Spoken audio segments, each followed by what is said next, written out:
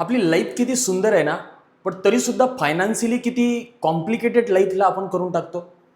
एक कमी एजमध्ये, अर्ली एजमध्ये एक चांगलं घर आपल्याला हवं असतं आणि ते घर घेतात लोक, ते पण त्यासाठी लोन काढावं लागतं. एक कार आपल्याकडे हवी असते, पण त्यासाठी पण लोन काढावं लागतं.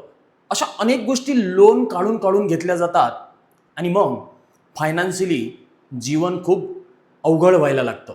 रात्रीची झोप किंवा अनेक गोष्टी डिस्टर्ब व्हायला लागतात. इतक्या सुंदर जीवनाला कॉम्प्लिकेटेड करणारे कोण असतात तर आपणच असतो. मला कळत नाही की कोणत्या ग्रंथामध्ये असं लिहिलेलं आहे की आपण घर घ्यायला पाहिजे, ते पण स्वतःचंच असायला पाहिजे.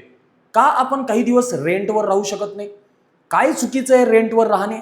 बट नाही, प्रत्येकाला घर आपलं स्वतःचंच हवं आहे. मी म्हणत नाहीये की तुमच्याकडे स्वतःचं घर नसायला पाहिजे. नक्कीच स्वतःचं घर आपलं असायला पाहिजे, परंतु त्यासाठी सुद्धा एक प्रॉपर टाइम पिरियड असतो. पहिले लिक्विड संपत्ती, पहिले वेल्थ क्रिएट करणं हे तेवढंच जास्त गरजेचं आहे. त्यानंतर मग हे घर, गाडी, घोडा ह्या सगळ्या गोष्टी आपण घेऊ शकतो. पण रात्रीची झोप खराब करून मला तरी असं वाटत नाही की आपण घर किंवा गाडी अशा गोष्टी घ्यायला पाहिजे. तुम्ही सहमत आहात का? जर सहमत असाल तर कमेंटमध्ये मला नक्की सांगा तुमचं काय याबद्दल मत आहे. आणि हा रील तुमच्यापर्यंतच न ठेवता सर्व लोकांपर्यंत जरा पसरवा. त्यांना पण कळू द्या की रेंटवर राहणं हे चुकीचं नाही आहे.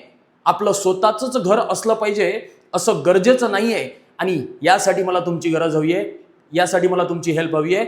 लोकांपर्यंत पोचवा हा रील आणि त्यांना सुद्धा कळू द्या की रेंटवर राहणं बिलकुल चुकीचं नाही आहे. Thank you so much. जय महाराष्ट्र, जय शिवराय.